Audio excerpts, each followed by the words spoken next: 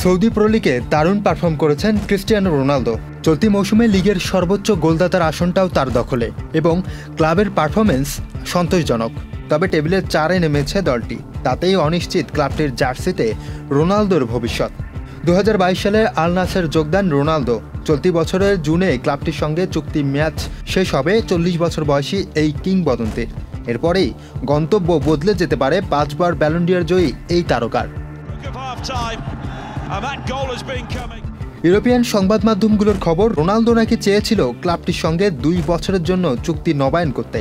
তবে ক্লাবটি নাকি এই আলোচনা আপাতত স্থগিত রেখেছে। তাতেই প্রশ্ন উঠছে রোনালদোর ভবিষ্যৎ নিয়ে। গত বুধবার লিগের শীর্ষে থাকা আল ইত্তিহাদের কাছে 3-2 গোলে হেরেছে আল নাসের। তাতেই টেবিলের 4র্থ স্থানে নেমে যায় ক্লাবটি। মৌসুম শেষে যদি টেবিলের উন্নতি করতে না পারে, তাহলে আগামী মৌসুমে এফসি এশিয়ান চ্যাম্পিয়ন লিগে খেলার যোগ্যতা অর্জনে ব্যর্থ হবে Al Nassr. Mun Chowdhury, channel I. কেসারেন শেকড় থেকে শিখরে।